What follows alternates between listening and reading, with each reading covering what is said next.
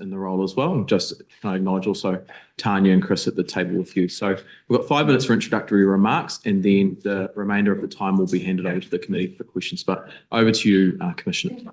Thank you, Mr. Chair, and I acknowledge all committee members here today. It's an absolute privilege for me to be sitting here in front of you as the Commissioner of Police. You've introduced Tanya, Deputy Commissioner, Chris, Deputy Commissioner, and a number of my team here who are here today to support me and us. This is week 2 for me, so I'm doing my best to come up to speed with everything, but I will draw on my colleagues for a number of things, so we'll have a revolving chair when we need to. Privileged to be back with New Zealand Police and in our country. I've spent the last 12 months with Interpol, and in that role I focused on global issues and particularly emerging crime. Out of that experience, I learnt a tremendous amount. I learnt not only about how good we are in New Zealand in policing, because I've had the opportunity to consider policing in other countries and the issues they have, but also the threat environment globally and in terms of what that means for New Zealand Police. And I've also got to understand what works well. So on that, I just want to touch on my priorities as the Commissioner of Police for the next few years. The first one is absolutely to focus on core policing. Law enforcement is our job. We do that a number of ways, but essentially through prevention, response, investigations and resolutions. That's what we're good at. That's what we are good at. That's what we'll continue to be focused on. Supporting the front line is critical. The world that our frontline staff work in is at times very, very dangerous, so their safety is a priority, their wellbeing is a priority, and I need to focus on what they have to do their job to ensure they've got what they need. The other thing is leadership, ensuring that leaders across our organisation are very visible, that they're very connected, and that they are accountable for the results, because I'm very focused on performance and delivery through my commissionership. And of course, our fiscal responsibility. Everybody accepts that value for the dollar is critically important. I know that today focuses much on the year to 30 June, so I just want to touch on a couple of things there. Our demand continues to increase, and I acknowledge the men and women of New Zealand Police who manage that complexity on a daily basis. Mental health, last 12 months we've attended over 78,000 mental health events. Only 2 to 4% of those are actually issues that involve potential breaches of the law. So our plan to continue to slowly withdraw from a lot of that demand and work closely with our partners in health and others is a focus that I will maintain for the next year or so. Family harm continues to be a challenge for us, and demand continues to increase there as well. So we will be looking at what we can do to support our frontline staff in dealing with some of the most complex issues in families across our country. Victimisations to the 30th of June have dropped, which is a great story, 1.4% down or 3% down when adjusted by population. Some success stories include aggravated robbery down by 2.2% and dwelling burglary down 12%. Our recruiting is obviously a critical focus. We have 306 new staff currently training at the college who will graduate by the end of April, and in April we will begin wings of 100 to ensure that we meet our commitments and that we provide New Zealand with the best police officers they can have in our country. We have had a particular focus on gangs, and we'll maintain that focus, whether that's obviously making best use of new legislation, but also I just want to make a comment that gangs actually only make up about 0.25% of New Zealand's population, yet they are very disproportionate in terms of the contribution they make to issues of criminality in New Zealand. As an example, about 8% of violent crime, reported violent crime, is committed by gang members. 17% of our robberies, gang members. 25% of kidnapping and abductions, gang members. 27% of firearms offences, gang members, and 18% of homicides, gang members. So we will maintain our focus on gangs, and the new legislation will allow us to ensure that we are very, very alert to issues that emerge and create fear within communities, and as I've explained, criminality. We have had some fantastic results. Operation Avon is one of those where we've taken out the leadership layers of the Comancheros. It's a success story, and more recently in Western Bay of Plenty, and also the top of the South Island in terms of the wearing of insignia. So I'm actually very, very proud of the work of New Zealand Police, but I'm also encouraged by the compliance rates across the country, and I think that's a success story as well. Just to finish off, deaths and harm on our roads. We're heading into the Christmas period. This time we have 53 fewer deaths today than we had at the same time last year. That's a real success story to the police's role in keeping our people safe, our citizens safe on the roads. 53 people who have their lives if we compare it to the trauma on the roads at the same time last year. So incredibly proud of the work of New Zealand Police, obviously, and look forward to taking any questions. Thank you, Commissioner. We'll start with questions from Jenny Anderson, and then we'll go to Lawrence for primaries. Just because we don't have a structured agenda today, we will try and keep our questions focused on the annual review period plus the statement of intent, and with a bit of flexibility here and there, but that will help guide our conversation. So, brilliant. Thanks, Mr. Chair. Kia ora koutou. Thank you for coming along. Commissioner, you've stated that you don't talk about policing by consent, you talk about trust and confidence. Could you just explain what you mean by that? Certainly. So trust and confidence is something that we all understand. And for me as Commissioner, it's very important that I have a focus on how we strengthen trust and confidence in New Zealand. At the moment, it sits at around 68%. And whilst that may well be reflective of situations, the situation globally, actually, New Zealand's been different before and will be different again. So my focus is ensuring that we strengthen trust and confidence in New Zealand Police in terms of the role we do. But it's also important for me to focus on trust and confidence internally. And that in part is why the priorities I've outlined are what they are. How do you intend to effectively police in communities and have that trust and confidence if you are policing them without their consent? Well, we have a job to do. I mean, everybody appreciates that police's role is to enforce the law, and we do that a number of ways: prevention, response, investigations, and resolutions. We can't be who we are and be as effective as we are unless we work with communities. And New Zealand has a very proud record of working with communities. And I think back to some of our foundational document, the treaty, and things like participation, protection, partnerships. That's always who we've been, that we wear it on our shoulders every day. So I'm very proud of the relationships that we have across all communities.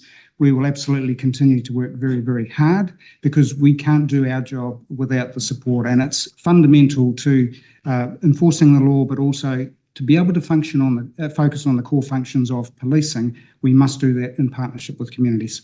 So you accept that a level of community consent is necessary in order to have that level of trust and confidence you desire to achieve? I don't talk about policing by consent. I talk about trust and confidence, and we strengthen that by working closely with communities, all communities. And look, the policing is a complex, business that we are responsible for our country, and not everything that we do will always get right. And I've said very clearly that from time to time when we don't get it right, we'll learn from that, we'll own it, and we'll move on, and we'll be better for it. So we have to take what we do into consideration. We're not always going to be perfect, and we're human beings at the end of the day, and we will sometimes make mistakes, but we'll work very, very hard to be our best. Always. Speaking of trust and confidence, police have stated that the lack of regulation in phase 2 of the firearms reforms has real potential to undermine public trust and confidence. What action do you intend to make or take as Commissioner, given the risks with trust and confidence around particularly the phase 2 of the firearms reforms? Yeah, sure. Look, for me, having just returned to New Zealand, I'm obviously learning more about the function of the registry and what that does to ensure that our country is as safe as it can be from firearms. I've worked over the last 12 months in countries where firearms have caused considerable amount of harm and damage and will continue to. So the changes that have been made are all in the interest of keeping our country and our people safe. And I'll show leadership in terms of the issues that might pop up from time to time, and ensure that we provide good guidance and good advice on how things could be improved. That's the best I can do. Police have consistently given advice that phase 2 of firearms reform on gun ranges present real risks to public safety. Are you concerned that this advice from police was not reflected in the Cabinet paper when decisions were taken? That's a matter which I will refer to our leader of the registry to comment on, if that's okay. Angela, if she's with us. So, Angela, if you can just come to the table at the end there and use the microphone there. So we have provided advice in terms of the risks around reducing the regulation around clubs and ranges. And the main issues that we see in terms of reducing oversight and regulation is that there'll be a limited ability to inspect shooting ranges, and there'll be no national standards. So in terms of the standard that ranges should be achieving to keep communities safe, there'll be no nationalisation of that. And at the moment, it's suggested 3 months for us to implement the new changes, and we had asked for 6 months to enable us to do that effectively with communities. Thank you. I'm interested to hear from the Commissioner why you think that police advice on these public safety risks was not included in the Cabinet paper that ministers decided. I'm sorry, I can't comment on that. I'm not familiar with the Cabinet paper. I haven't Right. had a chance to look at the advice that was provided. The rationale given in the paper was that there was insufficient time. So it actually states, due to the simultaneous agency ministerial consultation, the draft Cabinet paper and consultation document for feedback did not take into account New Zealand Police's comments or concerns. It outlines 3 main risks, and I'd just like to understand whether you still think these are present risks. It states the paper does not clearly outline the public safety risks associated with the proposals to reduce obligations on shooting clubs. Secondly, no information is given to support the minister's contention of heavy burden on club committees or range operators. And thirdly, proposals to reduce the burden on club committees and range operators reintroduced known public safety risks, particular for centrefire and long-range rifle shooting. Sure. I'm interested to know, as new Commissioner, do you think that those risks outlined previously from your position as being Commissioner, do you think they still exist? I would need to take advice on that, to be honest. I think it's not the right thing for me to provide a comment on it when I'm not 100% sure. So very happy to come back to you on my position once I have a better understanding of the representations the police have made and the intent behind that. Yeah, we are drifting quite I've got far one from more, sorry, the yep. annual review. This Cabinet paper still went up in the annual review period? It's responsibility of the Ministry of Justice. So if we can tie it to the annual review in the scrutiny requirements. This is advice here. that police provided. So in the same briefing to the Minister in April 24, it provided an example of police intelligence of unwanted individuals accessing a gun range. I just wanted to know if you're aware of this intelligence or the police executive are aware of that intelligence. April 2024, I was offshore. I'm not familiar with it. But I just draw on any comment from my colleagues if they would like to. Ange or anyone? Yes, we are aware that there in the past has been gang members who have used ranges under supervision. Right. And Commissioner, have you seen photographs that demonstrate that? No, I have not. You have not, right. And just to finish up on this, if governing bodies or shooting disciplines set their own standards, what would happen if something goes wrong and there's an injury or a death going forward? Well, I suspect that we are accountable to the same provisions that anybody else is in terms of ranges. Any particular comment, Ange? Yeah, then we would have less responsibility if we're not regulating those ranges. And in terms of those pop-up or temporary ranges, police have raised concerns about the safety of those. Do those concerns still exist? They do, Yes, they do. And in terms of you've already mentioned the 3-month implementation period being insufficient to fully enable this legislation to be operative. Have you identified any risks with that shorter implementation period? Poor communication is probably the main thing. We need to make sure that we are updating websites, the administration behind that, so that we're consistent with what the legislation and the regulations say, and that does take some time. And Commissioner, are you concerned that the government's firearms reforms could have a negative impact on frontline safety?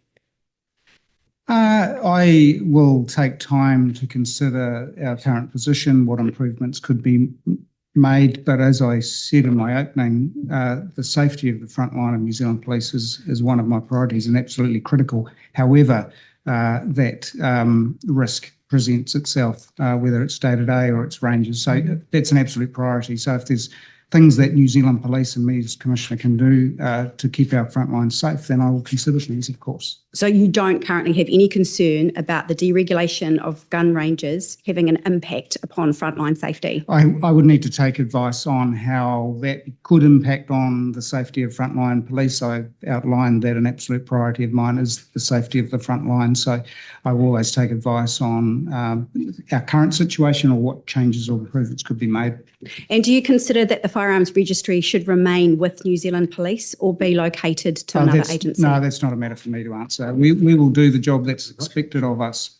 The previous Commissioner was pretty clear that he was of the view, and acting former McSkimming as acting Commissioner both stated that there were clear benefits for frontline safety for the Firearms Registry to remain with police. Are you saying that you're taking a different point of view from your predecessors? No, I'm not. I'm saying that I will take time to consider how a registry could be most effective, and if that means remaining within New Zealand Police, then that's, I'm sure, what will happen. If there's a better way of doing something, we'll consider that too. I think one of the things I've always said in policing is that when we apply a good deal of common sense to everything that we do, and that we communicate well and we take time to do that, we will be our best too. So it's no different to a situation involving a registry. Great, thank you. Look, I'll just clarify, I'm not unhappy with the questions, so just because we lack a structured agenda, just making committee members wary of trying to tie it as much as possible to the review process, and the fact that we've got scrutiny week set aside for scrutinising performances of departments and particular agencies rather than other agencies. But I understand the crossover, so I'm happy with that. So we'll go to new line of questioning from Dr. Lawrence Shunan. Thank you, Chair. Thank you for coming. I want to pick up on what you said before in terms of trust and confidence, and also some of the things that you pick up on before in terms of gangs. I guess the first question around this whole thing is some of the most successful ways we have seen both domestically and internationally when it comes to doing that is to have the police actually working quite closely with gang organizations themselves, and they're making those sort of changes and understandings from within. So you mentioned in terms of the external facing element, but what initiatives are the police doing to work with gang organizations themselves? Yeah, certainly. Look, I'll get Paul Basham, one of my assistant commissioners, to come up. But while he does that, can I say that if I take the new legislation as an example, a tremendous amount of work was done with communities, and that included gang communities, to help everyone understand the new legislation, the new powers that police have to enforce the law, and that was done over many months. It also meant that, of course, putting considerable effort into training our own staff up in terms of new laws and how they can apply those, because it's over 10,000 sworn staff who may have an interaction. So it's important that we not only focus on working closely with communities, including gangs, it's also making sure we upskill our own people. So that's just the way we do things. That's the way we've always done things. And if they're going to be successful, which in this case it has, then we'll keep doing it too. Any other comments? Well, good afternoon. Yes, Paul Basham, Assistant Commissioner, Investigations, New Zealand Police, and I am the SRO for the implementation of the gang legislation. And to your question, sir, following on from the Commissioner's comments, we've always worked within gang engagement. As a young police officer, I remember a constable in the Aotearoa Police Station who was responsible for gang engagement, and over the years that practice has always been part and parcel of what we do. More recently, and helping set up our response to the gang legislation, we've leveraged off gang harm reduction teams that exist in districts and gang engagement teams that exist in districts. That enabled us to quite easily move into a period of engagement, which was the first phase of Operation Nickel, which, as the Commissioner has said, over 3 months saw us visit circa 400 different groups in order to engage with them, gang whānau, senior gang members, marae, iwi, anybody that was interested in this topic was welcome to come into those engagement meetings. The purpose was to encourage, educate, be really clear about what the posture of the New Zealand Police would be from the 21st of November.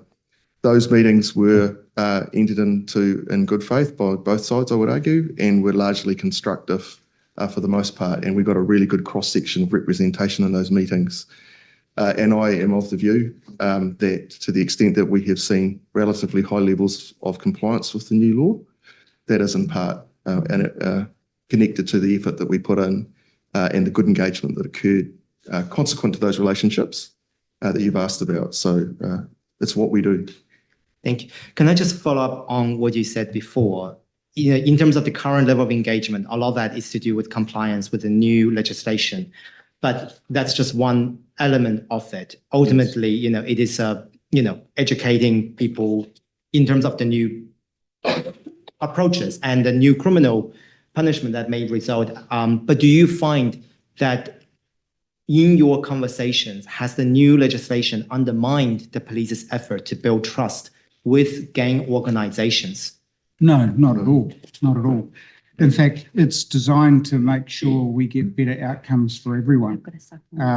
Because whilst there's often a focus on what the police do, as I've said actually quite publicly in the last week or so, we also need to have focus on the decisions of the gang members themselves. So, and as we've both said, actually we're encouraged by the compliance rates, and I think that's in part, as Paul has said, a consequence of engaging not just over these changes in legislation, but actually the relationships that have existed over many, many years between the police and those, because one of the things that we can be incredibly proud of as a country is the efforts that we go to engage in a constructive and fair way. That's my observation about the way we police here in New Zealand, having been offshore for the last 12 months. So that's not new to New Zealand Police. It has had intensified in recent months with the new legislation, but actually over the years, we've worked closely with all communities. And that is one of the things that we can be most proud of in terms of our style of policing, and that'll continue.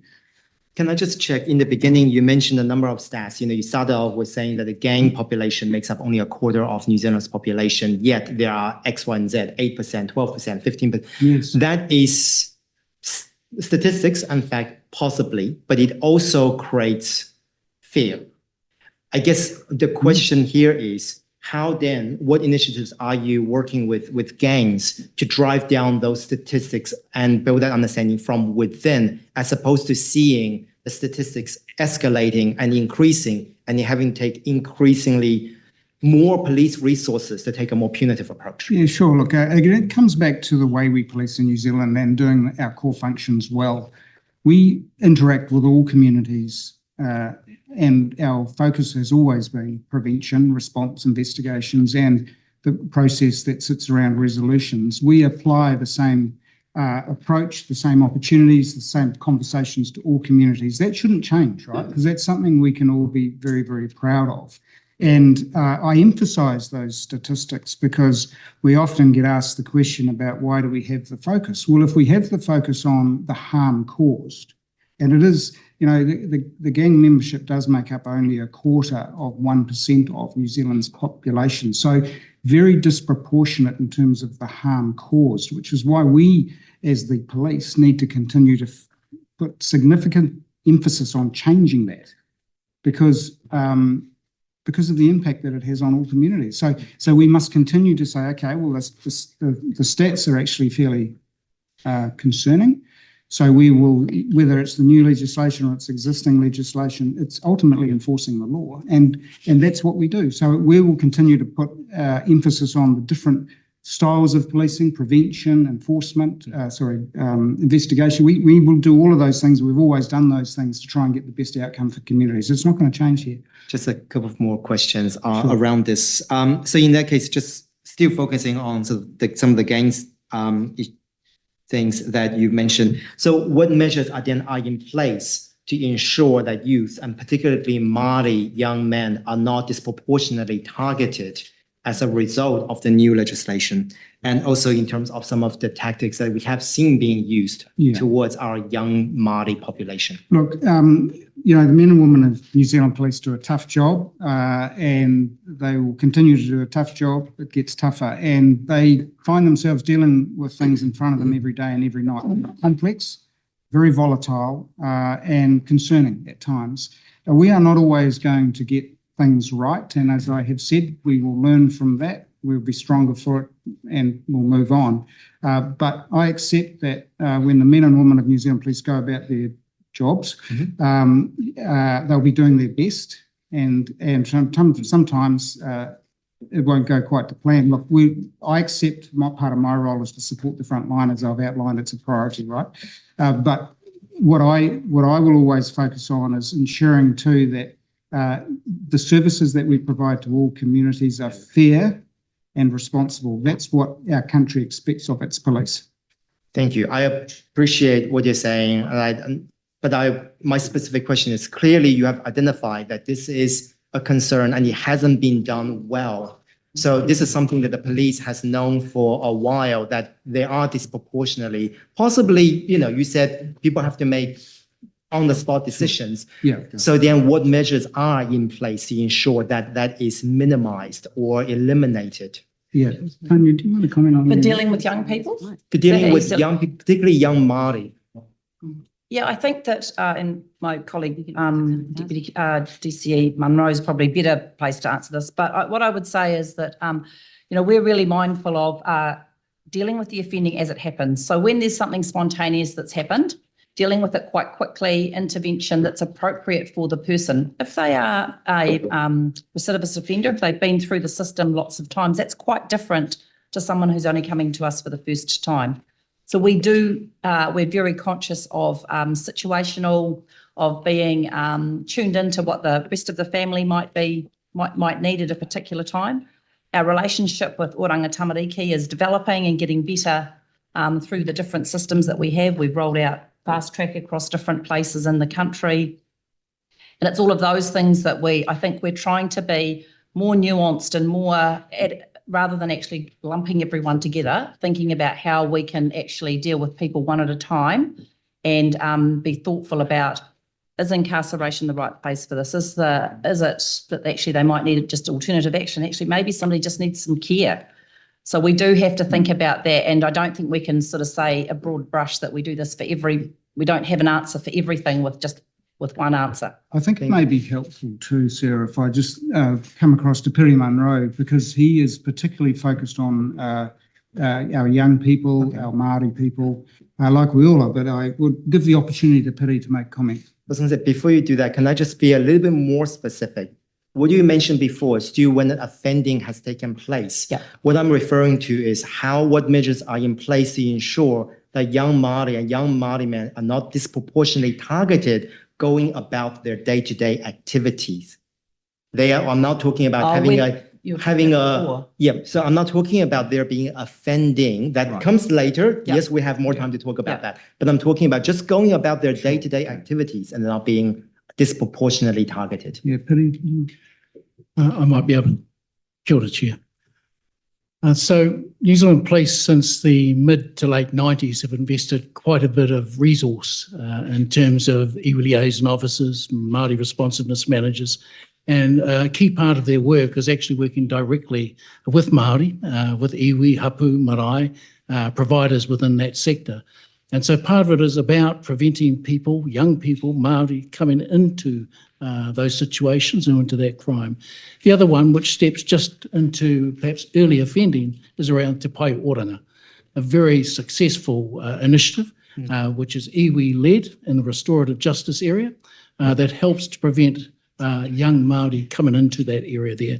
I know your question was not about offending, but part of it is actually about who do we work with out in those communities and what is the result of that. And that often, you can't count those that don't come into the system, but I believe it's actually effective. Thank you. I just wanted just one final one because I'm still trying to get an answer to my question. So let's say there's a young Māori man wearing a hoodie, walking down the street, going about their business with their hand in their pocket.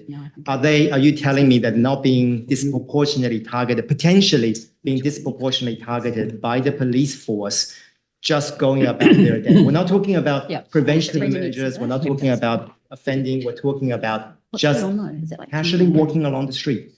So I'll have I think I can answer that. If I look at probably what's changed in the organisation, so if I think about recently we have changed the curriculum for our new recruits and we've actually extended the course. It's now 20 weeks. Chris, this is your part of the business, but we've got a piece in there that is actually about that bias that sits in who we stop and search. We had the Understanding Policing Delivery, did some research and had a look at who we are stopping, who we're talking to. That information gave us some insights into some of our own behaviour. I think there's things about when we connect with our communities and understand those circumstances, that's really valuable for our frontline staff. At the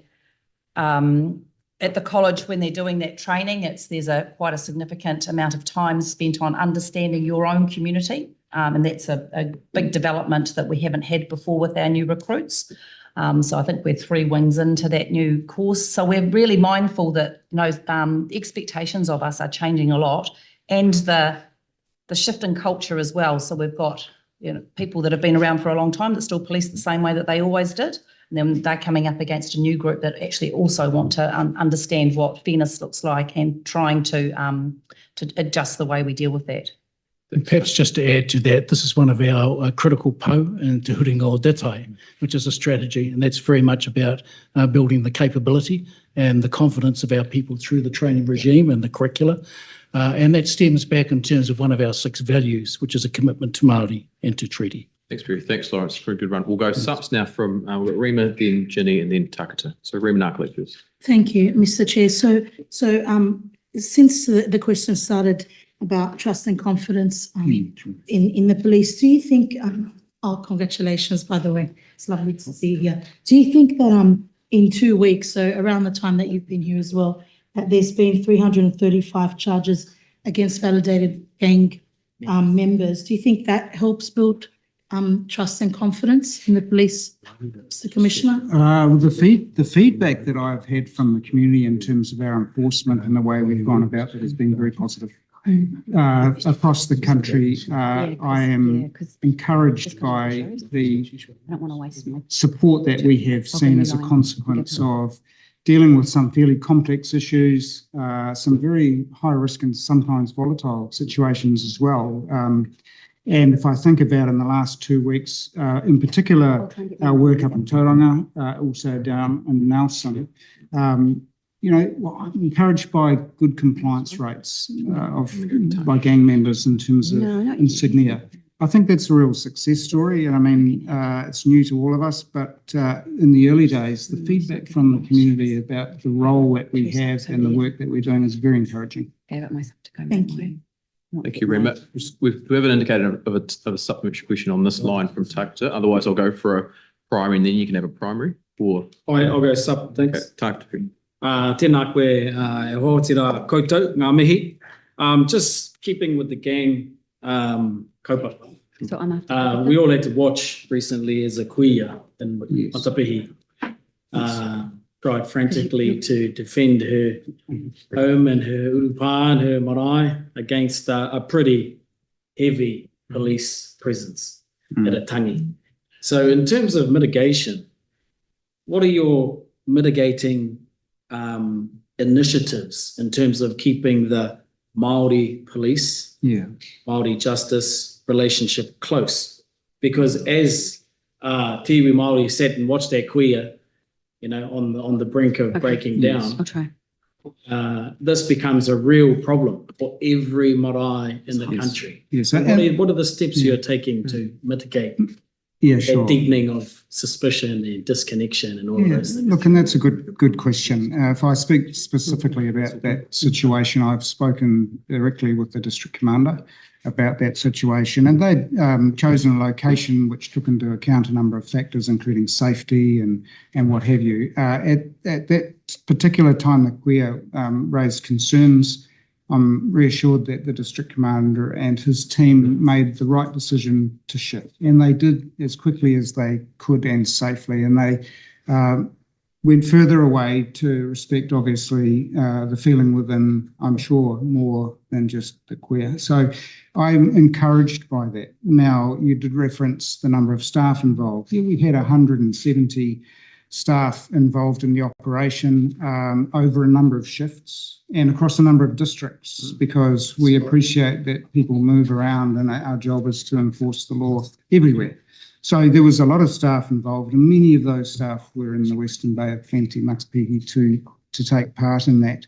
There has also been, the spotlight shone on the fact that some of my staff were wearing firearms. Of 170 staff, approximately 8 were wearing weapons, and that is because we had information that suggested firearms may be present. And in fact, it didn't take long before my staff did stop a vehicle and, under provisions of the legislation, search it, and firearms were found. So, I appreciate that at times we may not get it right first time. We'll take on board the learnings, and that's the culture that I want within my organisation. In response to your question, is that we must do our job taking on into account feelings, and we've got to balance a lot of factors, right? We have to, and that's policing. And sometimes we will learn from it and we'll move on and be better for it. So that was an opportunity for us to learn in terms of where we located ourselves initially, and the right decisions were made. But, I have tremendous confidence in the decisions that my staff do make dealing with complex situations. And when firearms continue to be found, and yet the spotlight is shone on us and the role of firearms to help us police from time to time, I think there needs to be a little bit of a balance, actually, because we act on the information that we have available to us. And as it unfolded on that particular day, we found weapons that were not only illegal, but they were alongside other drugs and what have you as well. So Yeah. Given, but hey, just taking into account that marae communities aren't unorganised groups. They're very organised groups. Gang tangis that take place on marae aren't done helter-skelter. There's conversations and meetings, discussions had between those gang leaders and those gang whānau about their use of a marae. Yeah. So perhaps in the future, the first point of call is to check in with the marae and see what the playing field is, and then move forward. Take that on board. Absolutely. Thank you, folks. We'll probably move to a new line of questioning now. I do have one from Paolo Garcia, but I'll go to Ginny Anderson first, and then we'll go to Paolo for this primary. So you're 1 year into the government target to have 500 additional frontline police officers, but you still have fewer additional police officers than when started. How do you think you're going to reach that additional 500 in 1 year's time? Yeah, sure. Look, I'll hand over to Deputy Commissioner Krista Watner in a moment, but as I mentioned, right now we have 306 at the college. They will all graduate by the end of April next year, and we commence a period where wings of 100 will be going through the college, and the pipeline which we refer to in terms of people very keen to join New Zealand Police is looking very healthy. So I'll hand over to Chris for additional comment. Yes, we're about one wing away from getting back to where we've started, to the number you're pointing to. That wing graduates on the 19th of this month, with another 74 coming in, which should put us at that point. When we started this kaupapa back in the start of the year, we did have to replenish the pipeline quite significantly after we had sort of done quite a good job with the 1800. We had a couple of wings that weren't in place for March and April graduating this year. So we did start behind where we would have been if we'd not moved our recruit wings to 10 years of 16 weeks to 20 weeks.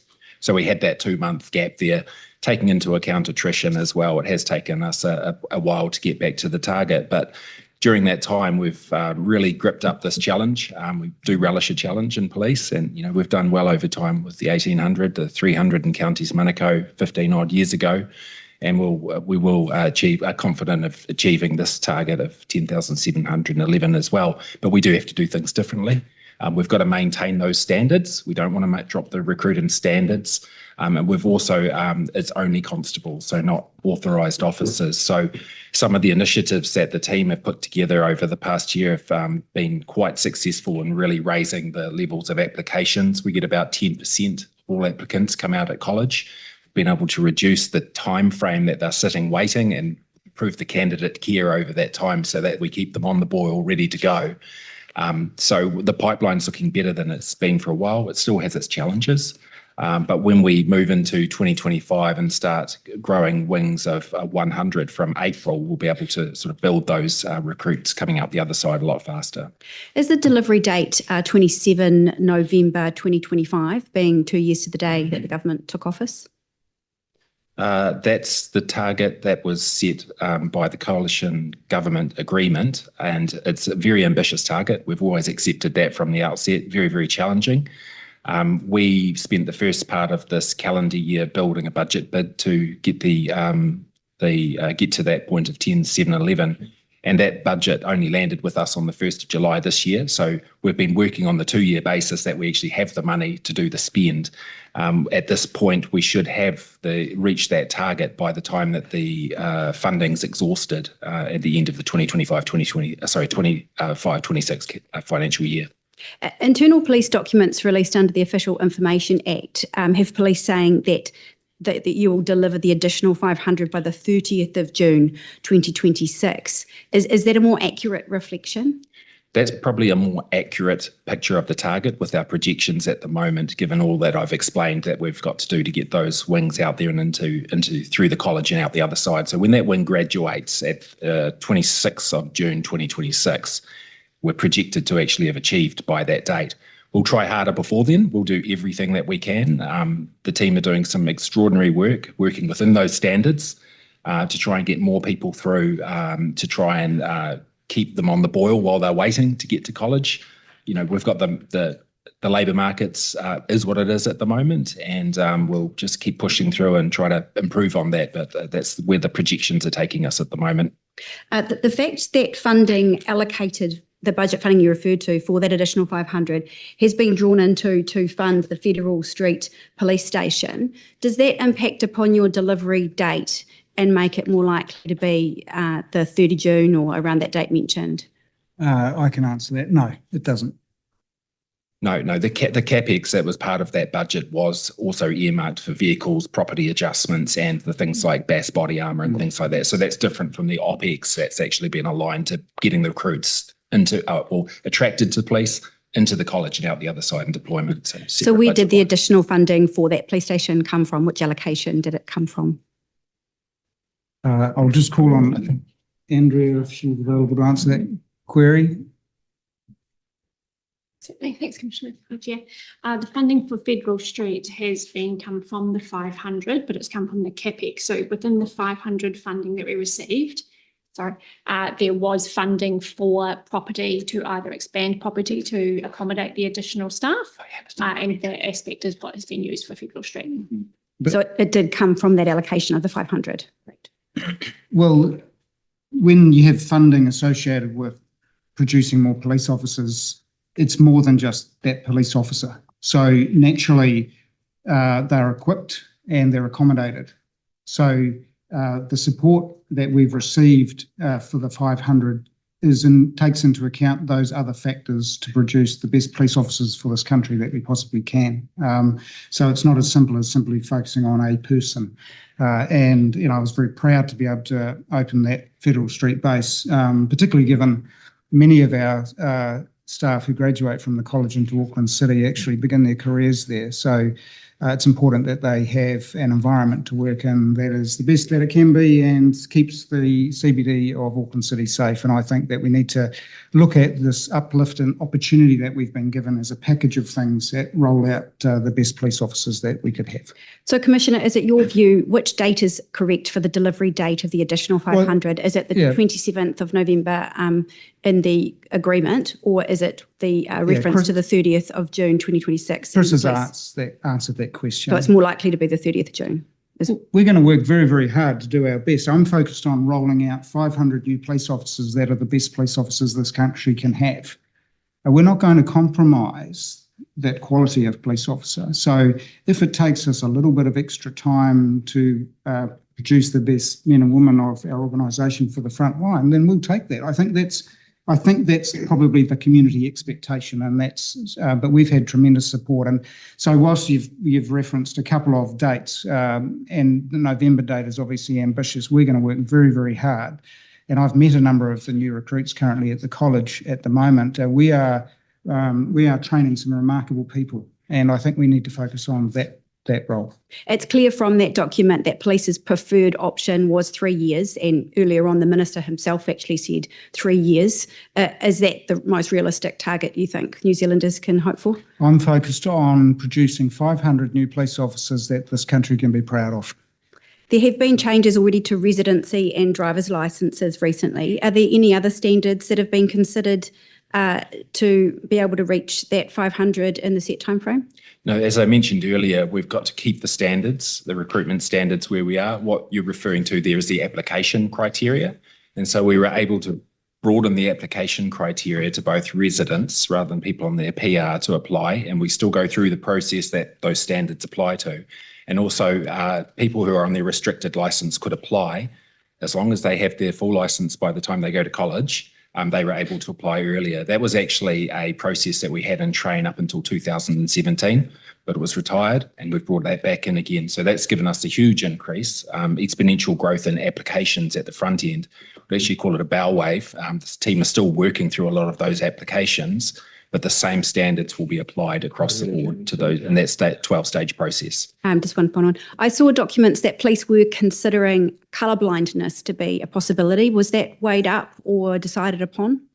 One of the things that we have done is reviewed all of the stages of that 12-stage process. I keep going to call it a 12-step process, but I'll try to call it a 12-stage process. And one of the parts where we get quite a bubble of people is the medical standards. But the medical standards were reviewed only 2 to 3 years ago, and we've maintained them at that level. One of the misnomers was that you couldn't actually join police if you had glasses. That's absolutely not the case at all. And what we've done is tried to make that clearer to people, pardon the pun, by having some of our advertising of people actually wearing glasses, putting it on the front page of the New Cops website. To try and kind of challenge that misnomer a bit, but we actually haven't changed the medical standards at all. They have to that ocular level of compliance that you mentioned. We've kept it as it is. Thank you. And is there a concern that there may also be challenges meeting the youth aid officer allocation as part of that 500 increase? There was a specification around youth aid officers as part of that agreement. Yeah. Are you on track to deliver that? Yes, I believe that's part of the package as well. So there's been a small number that we've been playing with in terms of what that youth aid allocation should look like and when we should do it. At the moment, there's a question about, youth aid officers or youth prosecutors and those sorts of combinations, and we're just working through those. That'll be part of the deployment that comes out at Tanya's end once my part is done putting them through the college. Thank you. Jenny, we've got some stuff from Jamie. Thank you. The Australian police are heavily recruiting or trying to recruit New Zealand police officers. And I remember asking the Commissioner last year how concerned I was about that. And he actually replied that the numbers hadn't been that great. And I'm actually looking on page 55 and the turnover still isn't high. So that's actually a pleasing story. But obviously, they're trying to compete on pay, but obviously police officers are deciding to stay in New Zealand, and congratulations, I want them to stay here. But what are some of the reasons why you believe they're staying here and not taking up that payment or taking up that opportunity? Well, if I can comment, personally, I had a wonderful experience myself overseas the last 12 months, but there's nothing like being at home. Many staff who do take the option of experience policing in another country actually come back. That's their right to be considered to go to other places. I think, we can be incredibly proud of who we are as a police service. Again, I draw on my experience globally to realise the respect and the maturity of our organisation and the way that we police. There's a tremendous amount of pride across 15,000 police people in this country, and I think that is also a key part of it, is the camaraderie that we have doing a tough job. So there's a whole range of factors that my staff would take into account in terms of their own choices, and that's something that we can all be proud of, because I've worked with 192 other police jurisdictions, or 191 actually, over the last 12 months, and actually if I had a choice, I would be in only one country, and I'm here right now. Is there a discussion that you have about retention? Obviously, you see that recruitment coming, you see the offer there. So is it something you go back and you discuss, you've set up a program with officers, what you're saying, hey, stay here because of these reasons? Is there it's an individual decision, but actually, when you look in your report, you've actually retained. So has that just been on an individual basis, or has there been some discussion internally or program that you've got around and actually said, stay here because of these reasons? There's no specific initiative that I can refer to, really. I mean, even I have had conversations with my colleagues who've decided to go and try something somewhere else for a while, and the best I can do is thank them for their service and welcome them back if they choose that option too. So, and as I say, many do choose to come home. So there's no specific initiative other than provide support and thanks to the service, and hope that some will come back, and they will. They are. If I could add, we have done some surveying of our people in terms of why police in New Zealand, and the results come through as the altruism, the real sense of community spirit here, of working for people, for helping victims, for helping kids in whānau, comes through really, really strong in kind of the spirit of service in New Zealand. It's not to throw shade on any colleagues in overseas jurisdictions, but when some of our people have left New Zealand and they go with our blessing, they have come back. We have a number of rejoins currently coming back from Australia, and the sense that the culture is very different is something that comes through strongly. And they talk about the culture in New Zealand Police being very, very supportive, very valuing the diversity and the work that we do with our communities. They really love that. And I think that's a strong magnetism back home. But there's a lot of things in that. There are some things that are, always making New Zealand Police a better place to work. The Commissioner's talked about that earlier, about our learning environment. And, one of the things that we're looking forward to is when all of us here today in uniform join police, if you work 7 hours overtime in a week, you got an hour back to spend it on toil. And we're retiring that program very shortly, and we'll actually be moving to time and a half for when you do overtime. So we are moving and progressing along the way and listening to our people and what they're asking for, which we try to represent through a variety of our strategies. Great. Thank you, Jamie. A couple quick ones from me.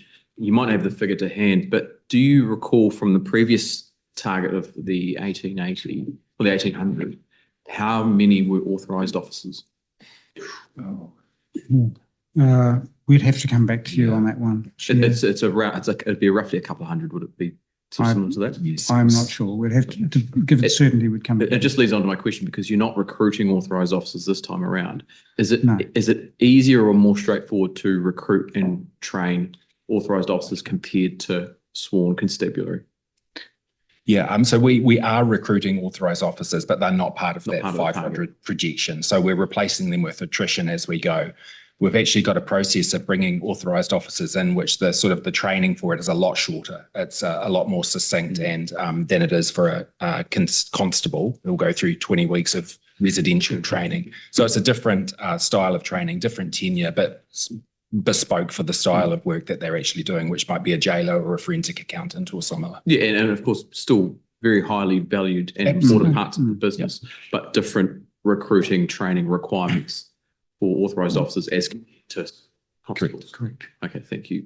We've got a new line of questioning from Paolo Garcia and then Cameron Brewer.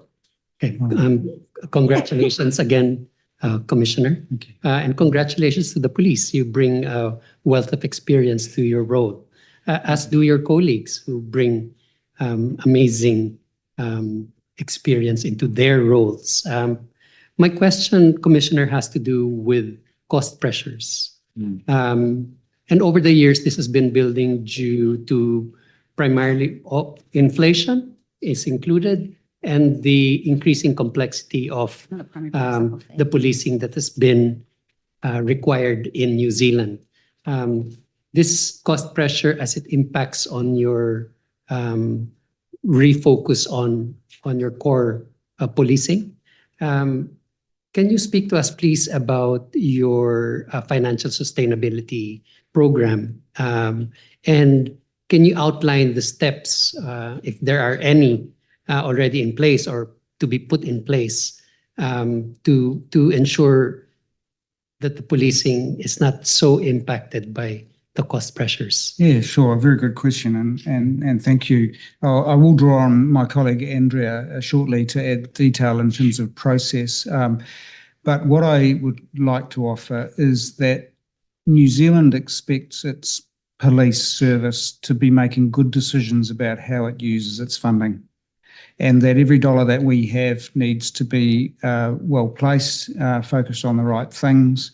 And my role as the Commissioner is to ensure that obviously the country gets value for money, but we also do look for opportunities to reinvest in the front line. And I've been very clear about that from day one in that, which was just last week. But we do need to continue to invest in the front line to ensure that the men and women who are the heart and soul of our organisation are equipped as best as they possibly can be.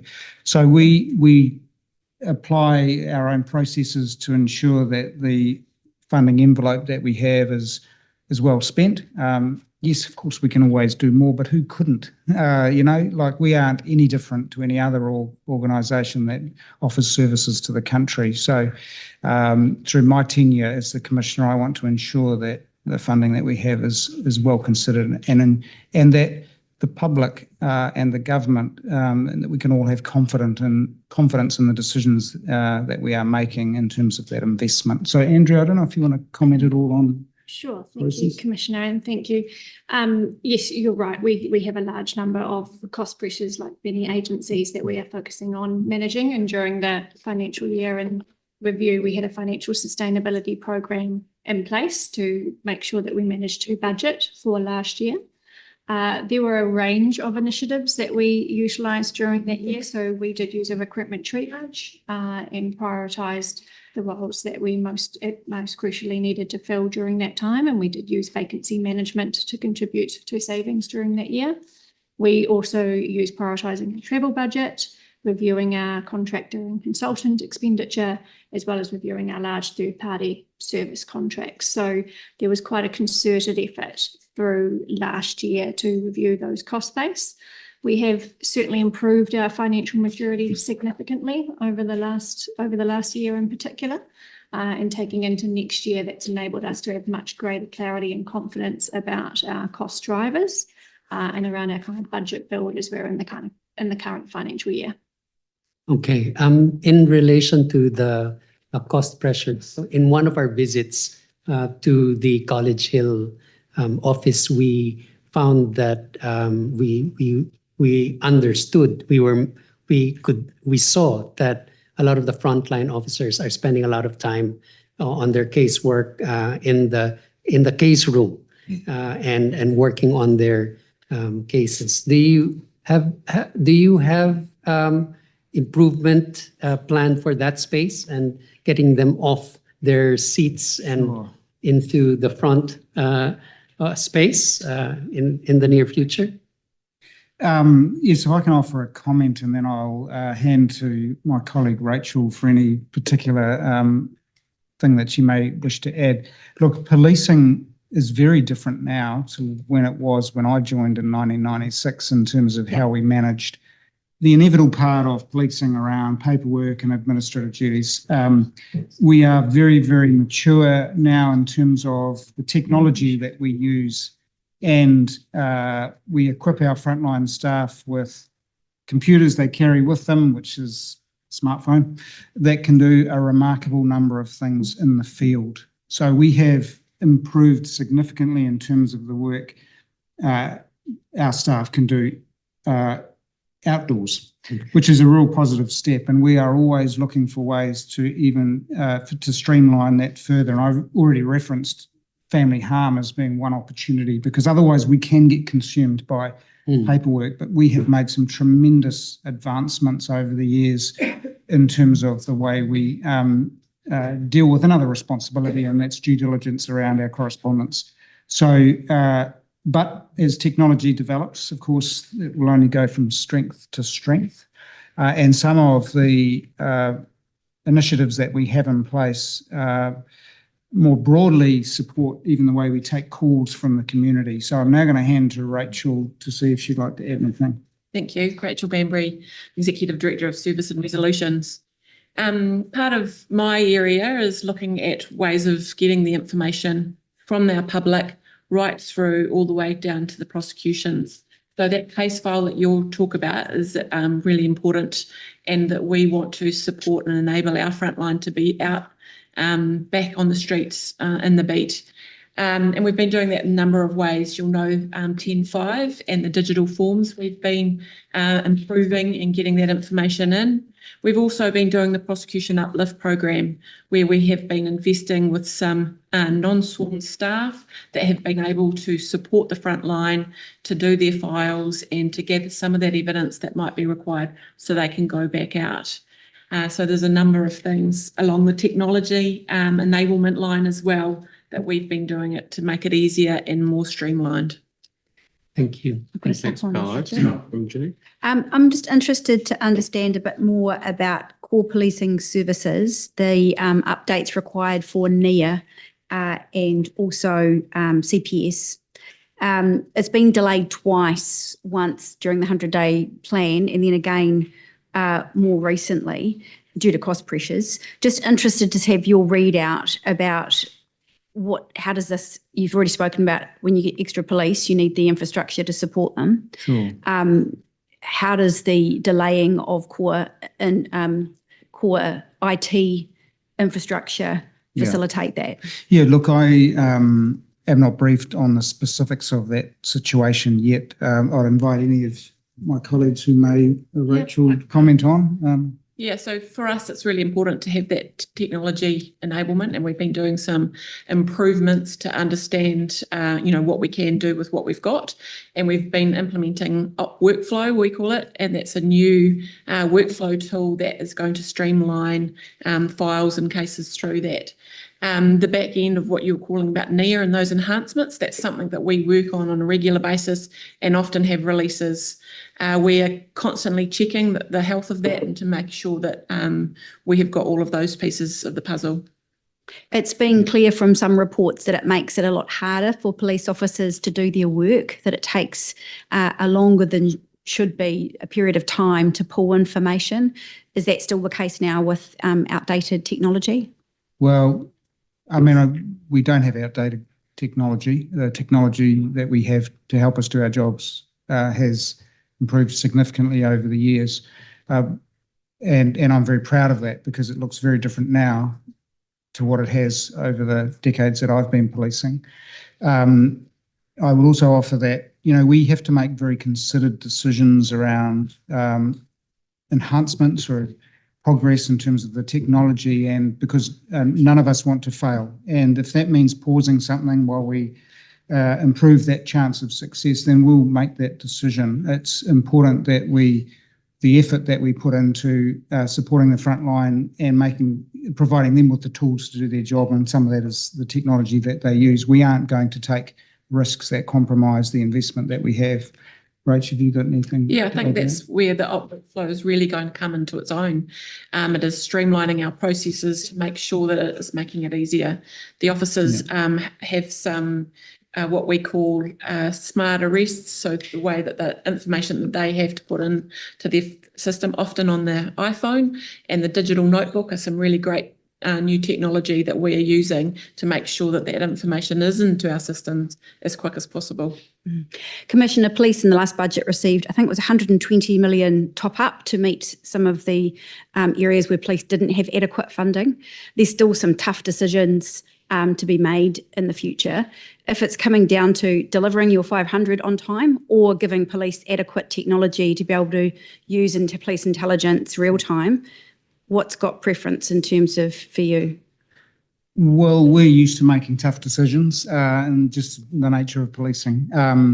And my executive is front and centre of making the right decision for our organisation. So, who knows what the future holds? We aren't different to any other organisation that has to think carefully about the taxpayer dollar that we have the benefit of to deliver the services. So when it comes to prioritising the work that we do, as I've said, our job is law enforcement. Our job is to focus on the core functions of policing. That's why it's a priority for me over the tenure of my commissionership. So sure, we make hard decisions. We're used to that. We make it all the time, but delivering policing services is the priority. But you are now the Commissioner of Police. New Zealand is looking to you to make some of these tough decisions in a tight financial time. I think it's only fair that you can answer what is a priority: more police officers or police officers with adequate technology support to have intelligence real time. As I've said, you can't just focus on the person. You have to ensure that they're supported and enabled to be able to do their job. So the infrastructure that they have to do that comes with it. And we aren't just rolling out that to new police staff. That has the benefit across the entire organisation. So yes, I have no doubt that I'll be making some tough decisions, and I'm working my way through some of those at the moment to ensure that the funding that we have available to policing is pointing in the right things. Is having more police out on the streets worth it if they're not adequately supported? Having more police out on the streets is something that we all want, and that's why it's currently a priority for us. And a portion of the additional 500 are dedicated to policing on the beat in communities, particularly in our major centres. But one of the things I've also shared with my colleagues and even publicly is that actually let's not focus on just packages of staff that do certain things. New Zealand Police has over 10,000 sworn staff, and we've all got a contribution to make, including myself, in terms of our visibility in communities. And as I've said, I'm maybe the commissioner, but I'm a police officer, and I'm a constable. I just hold a rank of commissioner. So I will never lose sight of the fact that even I can make a contribution as a policeman, and that's what I expect of sworn men and women of our organisation. Of the 173 non-sworn job losses, are there any roles there that will need to be filled by a constabulary role in order for police to keep doing the work that they do? Yeah, we have thought, as an organisation, thought very carefully through the decisions in order to come up with the savings associated with 173 positions. And many of those, as you've already heard, were vacant positions.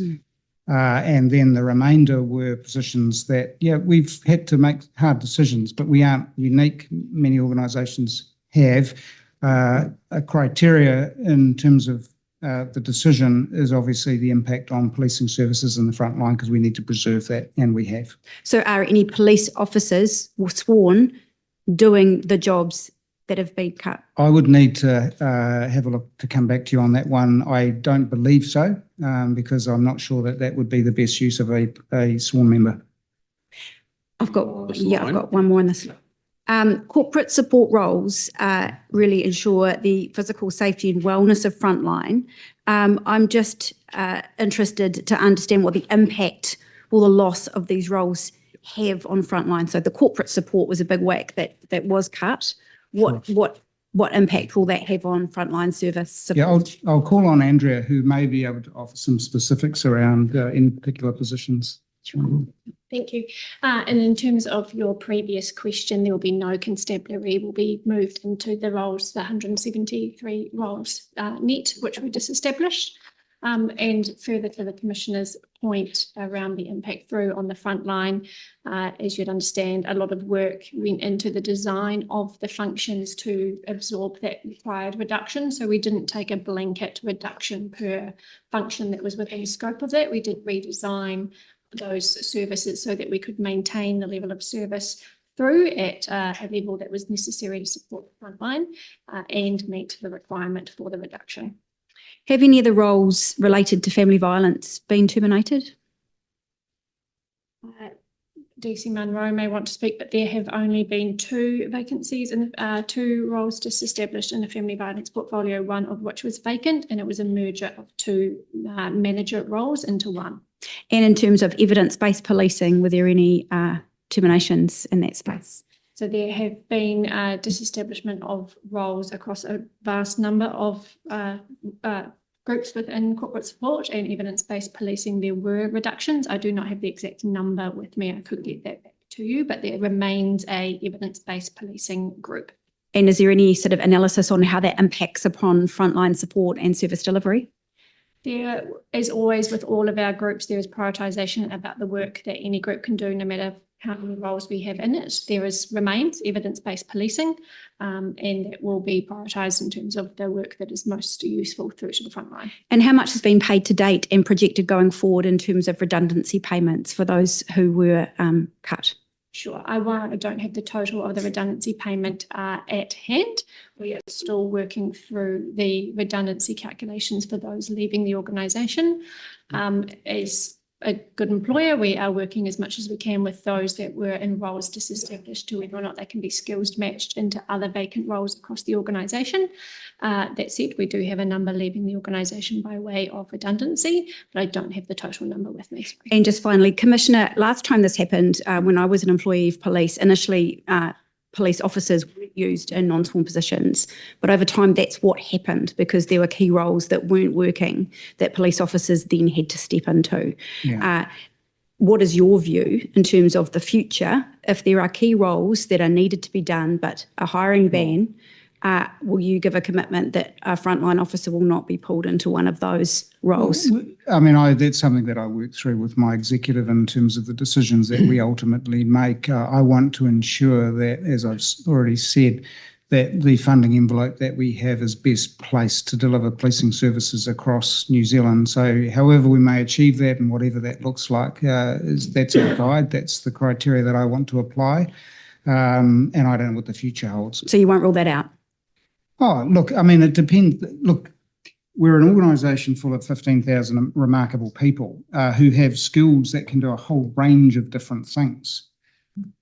I would like to embrace the talents of staff, whatever that may be. There may well be times when sworn staff can add value into a role because of that skill set. Well, I would be foolish to not to ignore what they offer to policing our country. So I keep a very, very open mind in terms of embracing the qualities of our organisation, our people, whatever that is. Actually, well, we've got stuff from Paolo. I'll just note to members that in terms of time remaining, on the government side, there's 20 minutes and 4 seconds, and on the opposition side, there's 28:25. Paolo.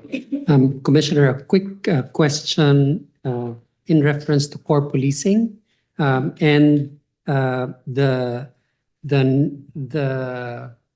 projected move by police to leave the social demand domain and focus on core policing and leave social non-crime functions to others who may have the more appropriate skills and experience needing to deal with those situations. Commissioner, I just wanted to ask you if there were efforts to deal with these other agencies so that there can be more communication in this space, say, and reassuring the public that that move will not put others at risk or greater risk. Yes, look, good question. if I can talk a little bit about our position on mental health, I think is in part what you're alluding to there. But also, what I would say is that for many, many decades, the police have dealt with complex issues. That's normal for us. We are first responders to some very sad situations, some very volatile situations, and situations where we can absolutely add value. If I think about our demand around mental health, as I've said in the last 12 months, over 78,000 events, but only 2 to 4% of those involve potential breach of the law. And we don't have to look too far within our communities or even ourselves and our families to realise that mental health is a complex reality that many live with, and our job as good people is to support that in police, just as a family member. So we are very considerate in terms of the situations that we deal with, but we're not always the right organisation to deal with something. So we are working very closely with health to see what services and who are best to provide support to individuals and families. So that is the responsible approach. Yes, we will continue to withdraw gradually through to the end of next year, 2025, in terms of the impact of mental health issues on policing, because that allows us to free up staff to then focus on other aspects of policing too. So I reference health. The other key part here is young people. Young people in New Zealand are no different to young people around the world in terms of their own challenges, their own resilience, their own learning environments, and often the police have interactions with young people that are complex. So we will do our absolute best to support families and young people, but also we must continue to work very closely with our rangatamariki to ensure that the right agency is focused on care and protection or youth justice issues. We are used to dealing with many aspects of complex social issues, and that's not going to change. But we do need to seek out other opportunities to ensure that the right agency takes the lead, that we provide support where it's possible, and that we continue to focus on what the police need to be doing. Thank you. Thanks, Paolo. We've got primaries lined up from, in order, Cameron, Ginny, Takata, then Lawrence. Then add me to the list. Mine's Thank you. do a second. So I was going to say that is a slightly new area with the mental health and the call out stuff. So if there are supplementaries on this now, Yes, I've got a suck on that. very specifically on that, and then we'll go to Cameron. Thank you very much, Mr. Chair. So there doesn't seem to be any detailed explanation of what specific programs or services have been sort of stood up to fill that space of police pulling back. Could you talk us through kind of what happens to someone who calls 111, they don't meet that threshold? What happens there?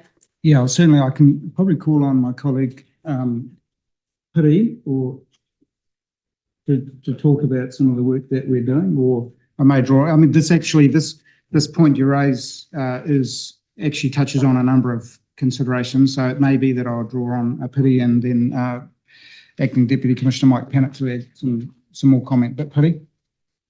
So there's two pathways, if I could use that to script.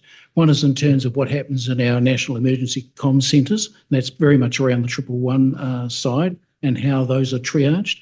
The other pathway I'm describing here is in terms of what we're doing directly with Te Whatu Ora and Health New Zealand, and that's working through a 4-phased approach, which kicked off in September and goes all the way through, it kicked off it was in September, and that will go all the way through to September 2025.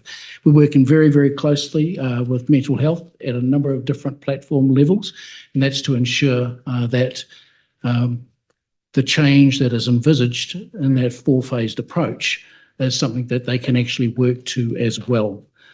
So that's the program that we're tied in with mental health, and it's working well at the moment, and we're well supported by our respective ministers in that space.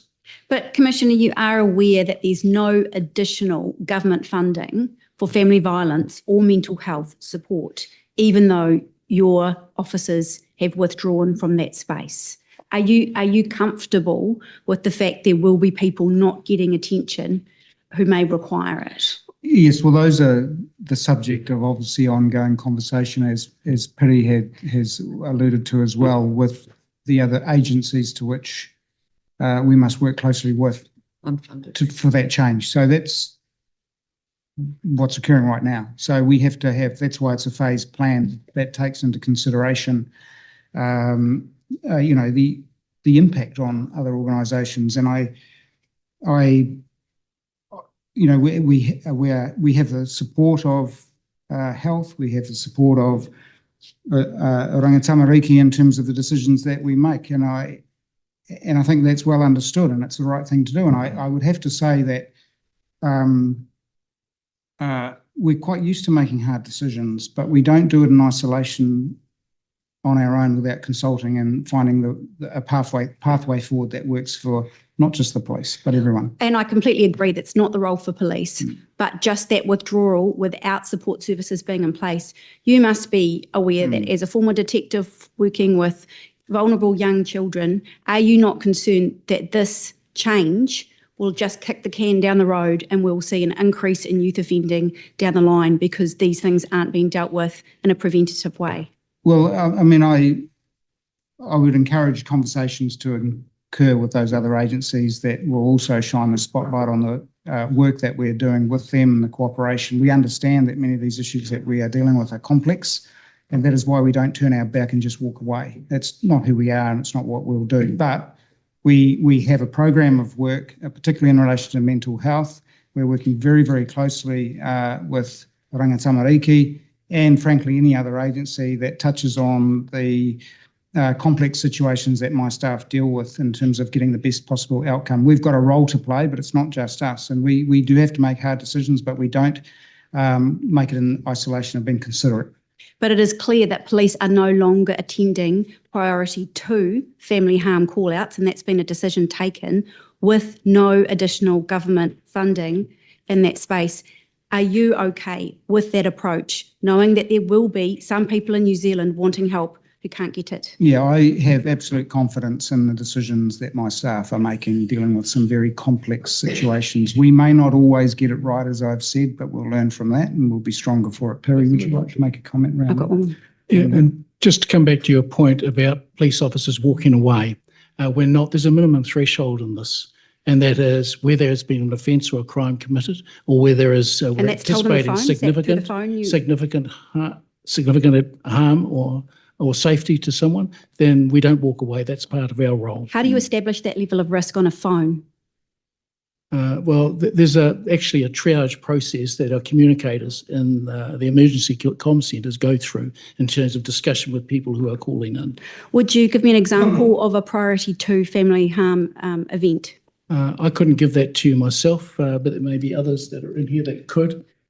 Family disagreement, the remote with mum and dad, grandparents, parenting, younger children. There's lots of family dynamics that go on that aren't necessarily crimes that they're triage. We've been piloting that family harm process in different parts of the country for quite some time. And yes, there is some risk that sits in it, but actually we're getting better every time we ask for more information. And some of it is low level. I think it's only about 40% have actual offences attached to them. So we go to a lot and we fill a lot of gaps for people.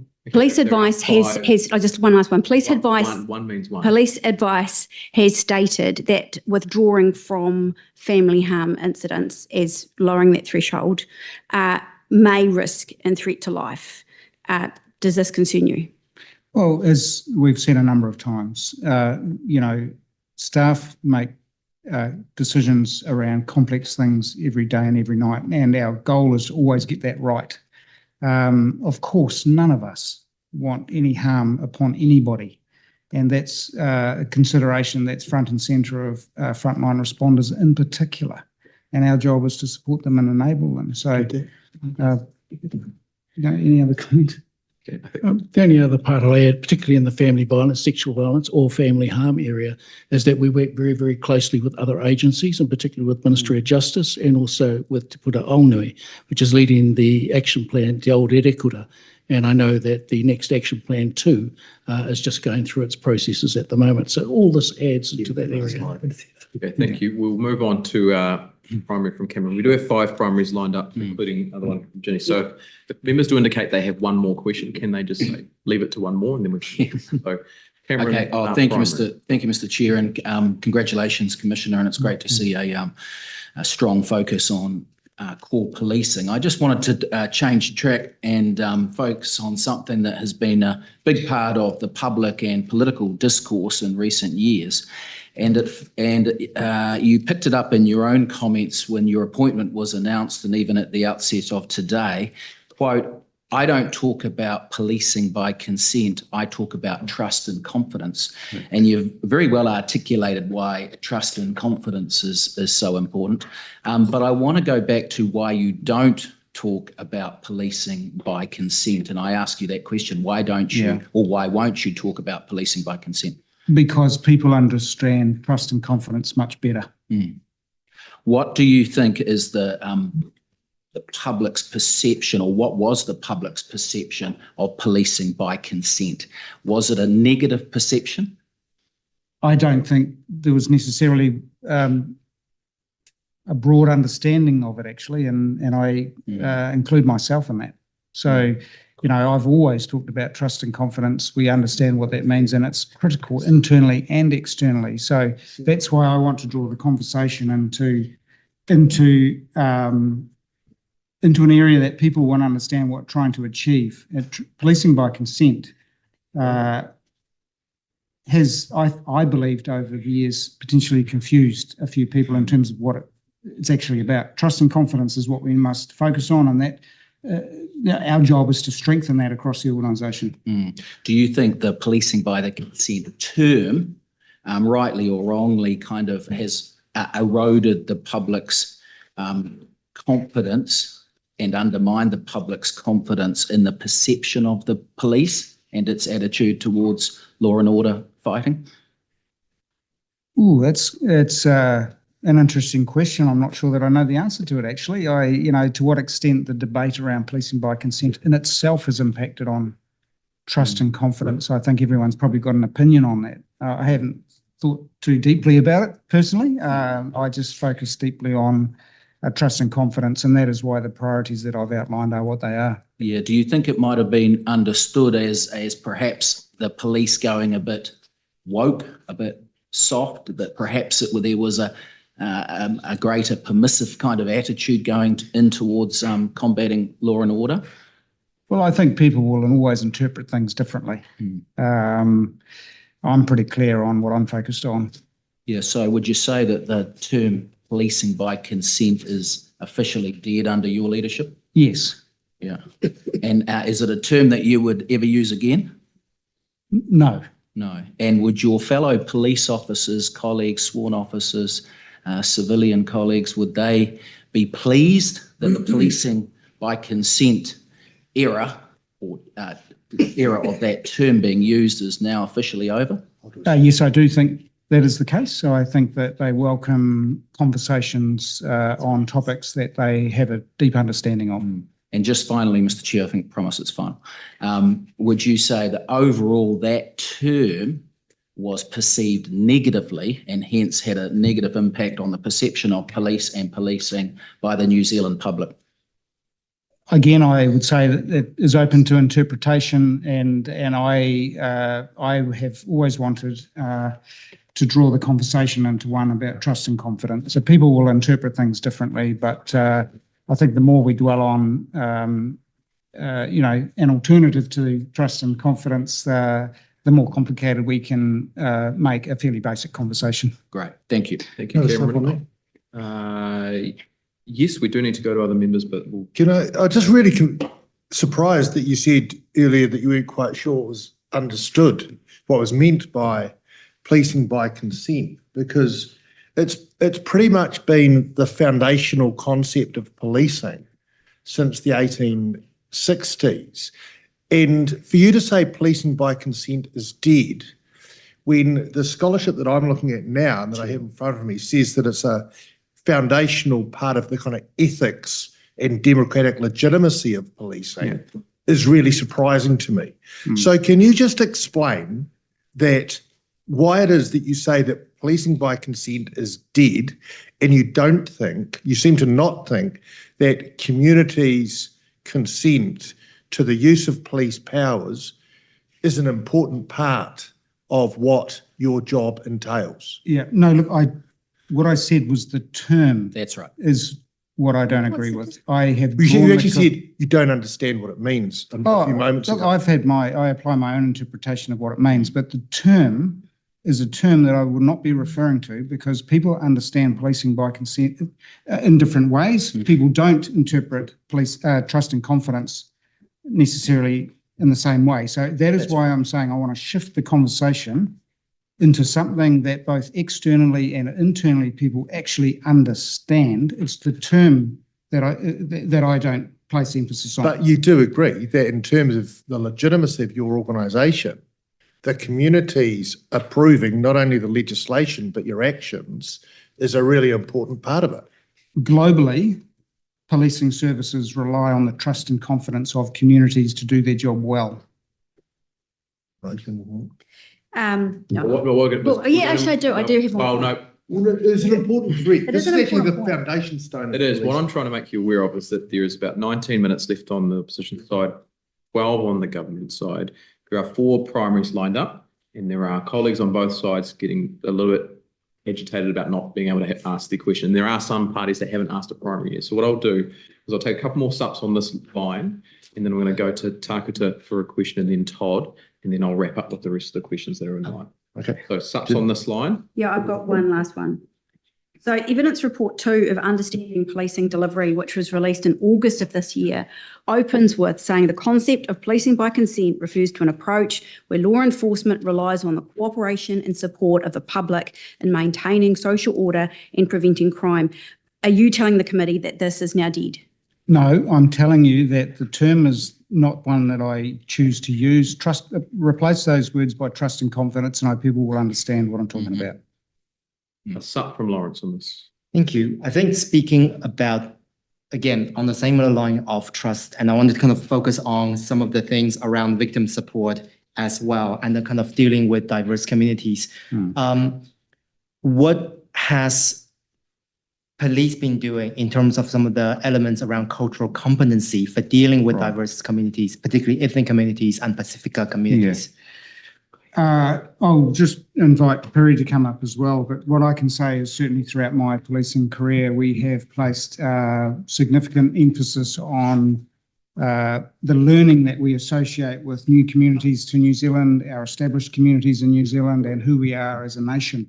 And that's something that we can be really proud of, because globally, my experience is that there hasn't always been the same emphasis. And that's one of the things that makes us as an organisation in New Zealand stand out, I believe, is it's the understanding that we have of all communities and the effort that we place upon that. So as Piri even alluded to earlier on, Te Herenga o Te Tai is a focal point for us in terms of different po that draws into many conversations in policing our cultural competence. And I speak from my own experience as a young police officer growing up and doing a complex job in various communities across New Zealand. If it wasn't for leaders in the community, and I talk about Kamatua in particular, I don't think I would be where I am today, because I have learned a tremendous amount personally from the work that I've done with leaders across communities. And that is something that I'm personally very, very proud of, but I will ensure, of course, that we continue to learn more as our organisation develops. Piri? Yeah, we have 3 strategies in place. One of those is Te Huringa o Te Tai, which was refreshed through our the Commissioner's Māori Focus Forum recently this year. We also have 2 other strategies. One is Ole Tai Au Fo, which is our Pacifica strategy, and also our ethnic strategy. In each one of those, there is a strategic theme, which is about growing the competency and the confidence that you've just alluded to. We do that both through the college in terms of people coming in, but we do it with our staff who are already out there in our districts, directly with those communities that are demographically diverse. And one of just the final comment I'd like to add on this is that the recommendations out of the Understanding Policing Delivery program of work provide us as an executive with the opportunity to consider those recs and then make progress on a number of them. Many of them are actually directly related to the work that we can continue to do with our young police officers and other people who join our organisation in terms of their own cultural competence and understanding. So we will work through on phase 1, 40 recommendations, phase 2, 11 recommendations, and out of that select those that will continue to provide the best benefit to our staff in terms of the interactions that they will continue to have with communities. Supplementary question, Mr. Chair. How do you measure cultural competency within your own ethnic liaison officers? For example, I have heard ethnic liaison officers threatening their own communities in their own language, saying, if you report this to police, you'll be charged with wasting police resources. I'd be interested to understand specifically where that might be happening, because it shouldn't be happening, and saying that we are a learning organisation. And we try to get the best people in with the right skills and the right attitude to be able to undertake this work, because we are working with those communities to gain their trust and their confidence. So what measures are you... That's the end of that line of questioning. Sorry, Lars. We'll go to Takata first for a private, and then we're going to go to Todd. Kia ora, Commissioner. I just want to pick up on the Understanding Policing Delivery report. Sure. It was released in August with 40 recommendations. Yeah. It's not the first report of its kind. And then again in November, we had the release of the implementation framework, and sort of overlaid across all of this, justice, right across justice, is the ever-present over-representation of Māori in all of its tranches. So getting back to the report, the UPD, what steps are being taken to prioritise and implement the UPD recommendations, particularly those that address systemic and structural racism, inequities affecting Māori, and Māori over-representation in police? Yeah, look, so I've taken time to consider the recommendations out of the first report and the second report. As I say, the first one has 40 recs, the second has 11. The executive have already taken time prior to my arrival to work through that and have in part prioritised some to focus on. They fall into sort of 4 different categories. Community input is one, data and research is the second, policy and practice is the third, and people, leadership and culture being the fourth. So we need to take time as an executive to continue to understand the recommendations and prioritise amongst them what we believe will be those that give us the best opportunity to grow, learn and be better. That's what I'd say, and that starts in many of our learning environments. But Tanya, would you like to offer any comment on that? I think that looking at the implementation stuff, there was one of the recommendations talked about advisory groups. And so we've got a number of those established. And so I have the lead for districts across the country, and 2 of our districts, when they've implemented the Taser 10 rollout, have looked at bringing in community groups to give better advice. That's one of those recommendations. Now, even our operational advisory group and their interaction with the UPD researchers has really given us some good insights about when we listen better, we have better outcomes as an organisation. So by being aligned to other groups and invite an external input, that definitely makes a difference to us. So that's one of those recommendations that sits here on a practical level. That's great for policing. The chance to roll that out across the country, along with an initiative as in Taser 10, is one of those really good opportunities for us. I guess the other thing is when we look at our leadership model, we've added a cultural competency piece too. When we look for new leaders, how do you express yourself? Tell us about, give us examples about where being culturally diverse or being able to interact in a different way has made a difference. And those things are considered when we're looking at people who we promote. And it's quite different. It has changed over the years. Do you think, given that none of the findings in the report are new, right? None of them are new. They've been known for decades. Do you think you're challenging yourself enough to step up to taking action that will produce real change in terms of reducing the treatment of Māori in the justice system, your end police in particular? Do you think you're challenging yourself enough?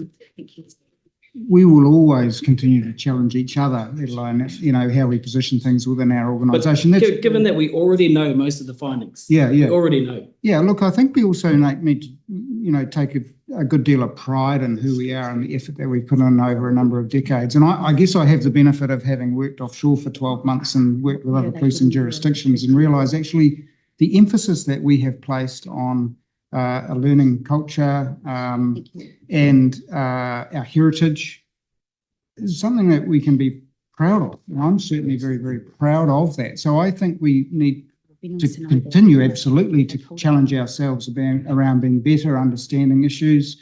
As I said, if it wasn't for many Māori leaders that I've interacted with through my career, I probably wouldn't be here because I've grown and myself as a consequence of those interactions.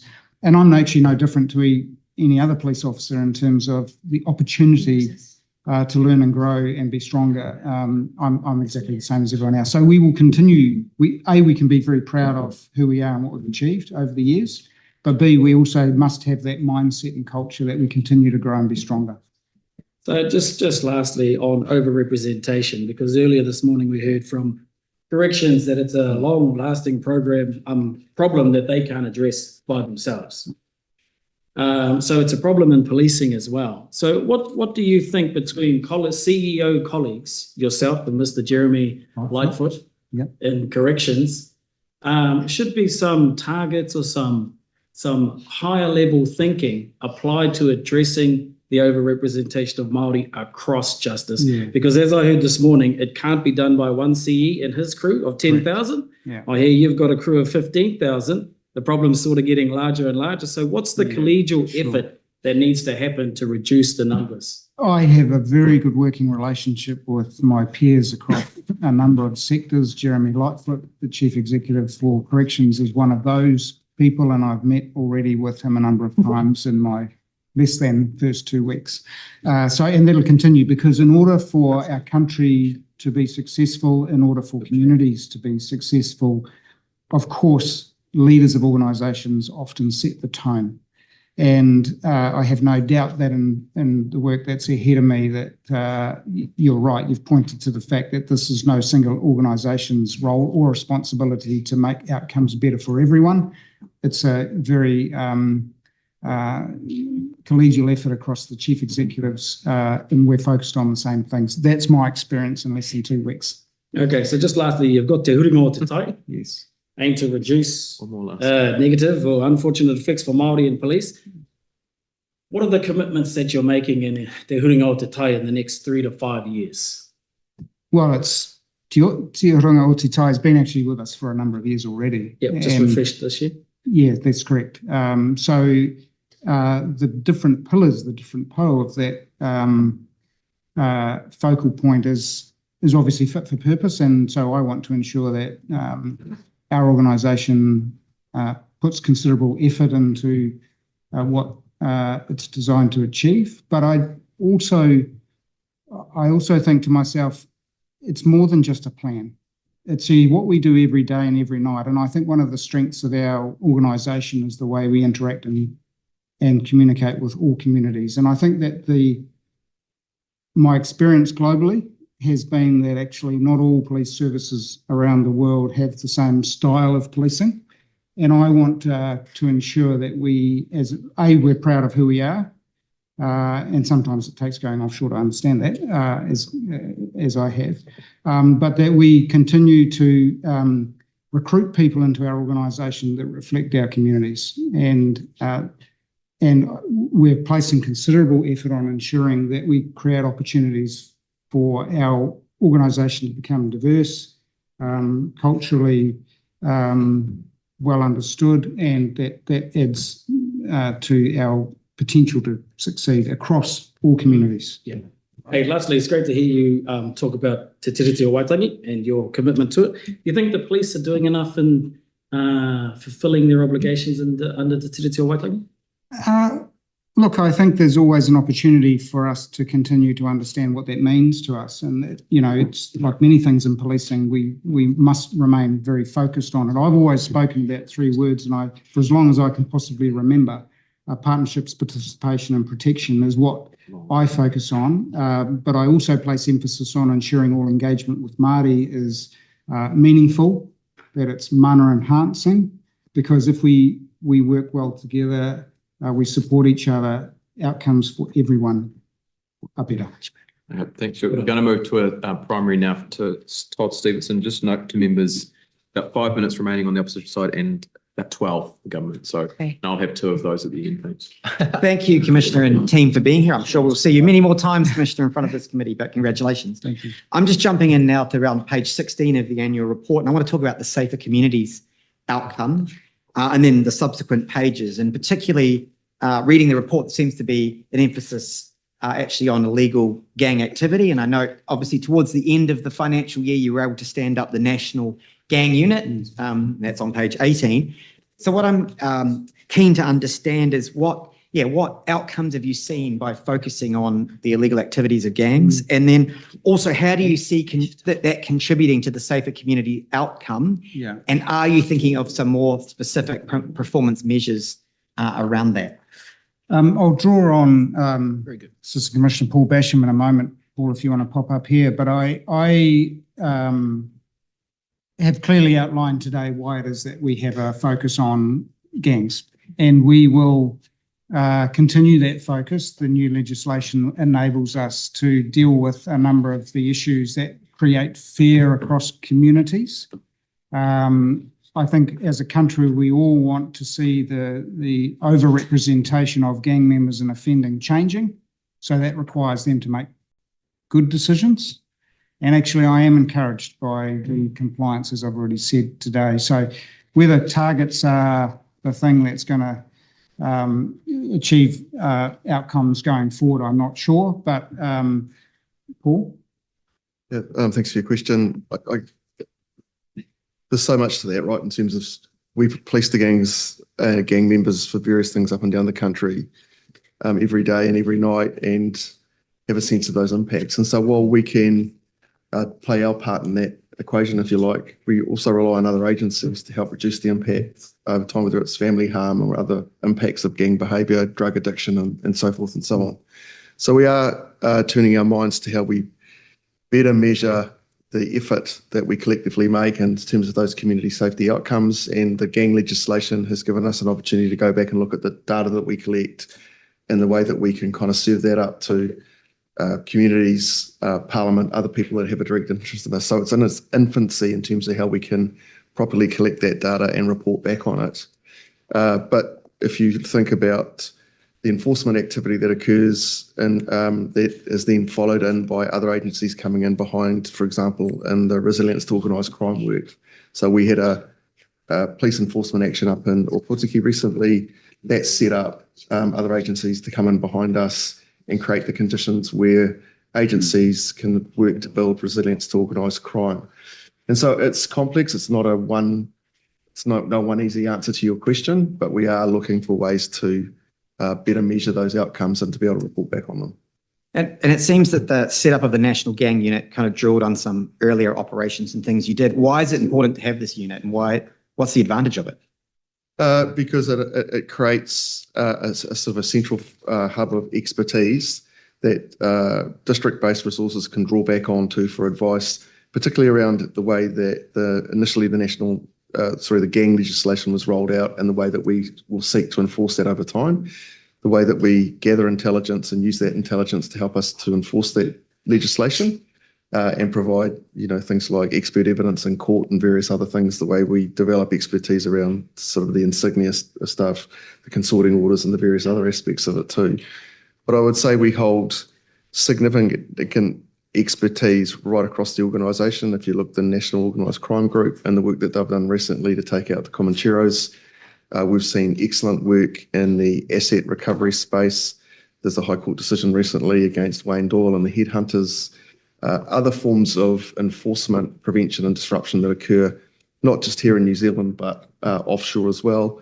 You step that across to detectives working in CIB squads up and down the country that are dealing with serious violence every day and the expertise that they develop as a consequence of dealing not only with the offenders, but the victims and the people that are more widely impacted by that behaviour. And then even down to a patrol car somewhere in New Zealand tonight that'll be dealing with some sort of violence that will occur, and a young policeman or woman will be dealing with that. And I would argue dealing with it really well relative to the whatever is in front of them. So there's often a focus on the gang legislation because it's topical at the moment.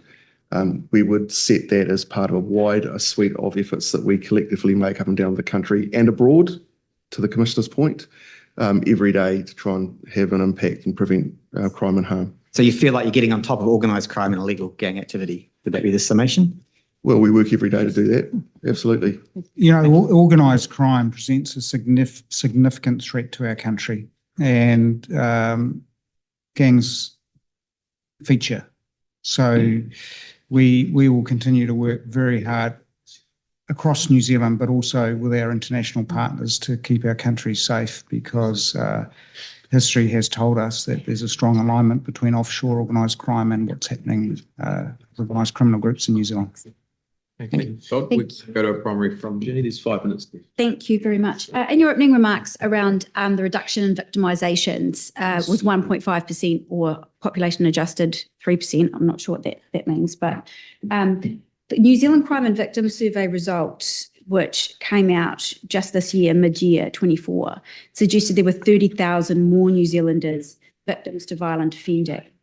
And that was mostly family violence, big proportion of that. So I'm just interested to know how we went from June, middle of the year, with 30,000 more victimisations to a few months later where it's a 1.5 or 3% decrease. Right. Could you just unpack those numbers? Yeah. I'm not sure if I've understood your question well. New Zealand, one of the focal points of performance management is around victimisations. Where do you get that data from? Is that Crime and Victim Survey? Yes, or is that, yes, that is yes, Crime correct. and Victim Survey? Yes, that's right. Okay. Yeah. So it's changed from June 24 to now, because it was 30,000 more, Yeah. So and now it's dropped that So huge the, amount. so the 12 months to the 30th of June, overall victimisations have dropped 1.4%. Population adjusted, what that means is that because of a population adjustment from memory is around, I think an increase of 93,000, means that that percentage increases in terms of proportionality. So Are you concerned? So there's been quite a number of fewer family violence investigations, I think roughly about 3,000 over the past short while. Are you concerned that the action of police not going to all those family violence call-outs may perversely result in there being a reduction in victimisations? Well, I think we've explained quite well earlier that, family violence can be a very complex issue for many families. But when we get a call for help, the scale on which that sits can be very, very different, from some high-end and very sad circumstances and loss of life to an argument over the TV remote. We need to ensure that the decisions that we make in terms of responding to that range are the best that they can be, and that we are continually looking for ways to assess the information that we have available to make the right decision. It's hard to say black or white that, when we respond to an event, that there's one best way of dealing with all those different variables, frankly. So I think Tanya has probably... No, that's okay. I've only got a couple left, so I'm Right, happy with okay. that. I'm interested to know why phase 2 of police withdrawing from mental health call-outs was delayed, and is the rest of that timeframe on track? I'll just call on Piri, who can comment on it. Thank you for the question. The reason why it's slightly delayed is because we've been working closely with Health New Zealand, with Te Whatu Ora, and part of working with them closely is to understand the pressures that are coming upon them as well.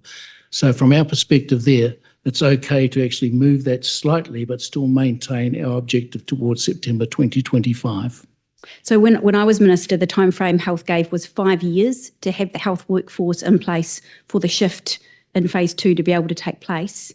Has that changed? Just the start time in terms of phase 2 has shifted from February through to March. That's a small delay in terms of working collaboratively with Health New Zealand.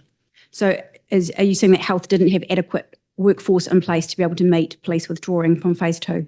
That's probably a question more for Health New Zealand. I wouldn't comment on that. What I am saying is that we're working closely in partnership with them towards the objective of that program and that phased approach. And just one other question in terms of the firearms registry. So if it doesn't sit with police, are you concerned that police won't have oversight of going to a job where there might be firearms risks in that house? So the real-time availability of intel through the registry now held with police, if that's sat with DIA or Justice, are you concerned that that could compromise frontline access to important and vital intelligence? It's something that we obviously thought about, so I'll hand to Ange on that. Yes, absolutely. We are heavily reliant on sharing information between police and the Firearms Safety Authority. And would that not be as real-time or as effective if it was taken out of police? Without knowing where we would be and what technology we'd have and what MOUs there'd be between police and where it is that we would go, it's hard to say at this point in time. Thank you. That's the opposition time. I'm going to take a question now from Jamie Arbuckle. Commissioner, you started today with a success story around roading and around 53 less deaths on the road in the reported timeframe here. Also, the government has announced a record amount of funding for road policing investment program going forward. I was just wondering if you could spend a couple of minutes reflecting back on the reported timeframe and also going forward what the police have done, and we see a huge presence now of police around breath testing, around those areas. So what can you say that the police have contributed towards that lowering of that death rate? Yeah, thank you, sir, for the question. I'll draw on my colleague Mike Pennant to come and join me, but what I'll share with you as my observations is that we have really stepped up our focus on our road policing delivery across the network. We are very grateful for the support that we've had to do that, and that hard work has, I believe, made a significant contribution and translated to outcomes being those 53 lives at this point in time. We are only one organisation, though, that has a stake in this, but I'll just hand to Mike and see if he'd like to make any additional comment. So our focus has certainly been on reducing death and harm on the roads. And while 53 less deaths are very significant for the country, there is always room for improvement. If you want to know what we're doing different, I think it is the fact that we are using an evidence-based approach to find out what is working and what is not working. We are using that evidence-based approach to identify the areas that will give us the best traction and best gain, and the areas of focus. So we're hitting those things that are actually causing the death, the harm on the roads, and investing and focusing our resources on that. And the other thing that we're doing is, rather than necessarily focusing on the 1,000+ staff that we have doing road policing, we're using all of our organisations. So there's an expectation that all parts of police will be focused on road policing. Just a quick supplementary, there's a couple more questions to come. These things here, cell phones, particular nuisance for distracting drivers, is that very much a focus going forward? Something you can tell listeners today? Absolutely it is. And there will be an ongoing focus on that as well. Distraction of drivers is a significant cause of accidents and something that we need as a country to be focused on. Yeah, I think just to sum up on that one, we focus on what we call RIDs. So the things that contribute most to harm and deaths on our roads, restraint, impairment, drug, alcohol, distraction devices, as you just mentioned, and speed. And if we stay very focused on those components, then we're doing our very best to keep our roads safe. Thank you. Right, the final 2.5 minutes falls to me. I get to comment at the end of the time. So this is a question for the Commissioner, and it's one I've raised before with the previous Commissioner and with the Minister. It is summer, it is getting hot, and it is very hot, in particular around Canterbury. And in particular around South Canterbury, which has some of the hottest temperatures on record. Yes. And I wanted to know, has there been any progress made on reviewing what your officers are required to wear during the summer? And what? You asked this last time. Yes, and I haven't made progress yet. And what accommodations or what accommodations can be made for the upcoming summer in terms of sending police officers out in 30, 35, 38 degrees? Yes, look, I'm aware you're very passionate about this, and I'm just focused on making good decisions. And if staff across the country tell me that they would prefer to wear shorts, which I think is what you're referring to, I'll let them tell me, and we'll consider that. At this point in time, it hasn't been a topic of conversation, but it would be an interesting one. I will direct the lobbying campaign from my inbox to your inbox, I think. And e-bikes, they can have e-bikes. And they can have e-bikes as well, apparently. Hey, look, no, I just wanted to just take the last minute to thank you all for being with us for this hearing. Rima, you have a very quick question. Primary, yes. Look, We have to. we've only got a minute and a half, so very, very quickly. Commissioner Deputy, you speak on behalf of as you said, remarkable police force. I just want to ask, how does it feel to have a police minister that actually prioritizes victims of crime instead of offenders and gang members? Look, I am very well supported, and my organisation is very well supported. So long may that continue, because we have a tough job to do. And it's important that we get the support across the board for policing and keeping our country safe. So I'm very grateful for the support, and the working relationship is exceptional. Thank you. Okay, thank you. I will close off the hearing by just thanking you all for being here. Congratulate you once again on your role, and just wanted to extend our thanks to the men and women of the New Zealand Police Service for the job that they do. It is a tough one. It is often a thankless one. So we just appreciate all the work they do for us, especially in the upcoming summer as well. So thank you very much. Thank you. Thank you. Folks. It's quite hot in this room too. You might think you're in South Canterbury. Well, that's right. It is the Riviera of the South, Mr. Stevens. Right, we're going to, thanks folks. We're going to go into a very short private session to make some considerations. So I'll give people a bit of time to clear the room. And then we'll make a few decisions, and then we might have time for a short break, as we're not due back to 3:15. Very short break. That's a call in the morning. Well, and then it's sort of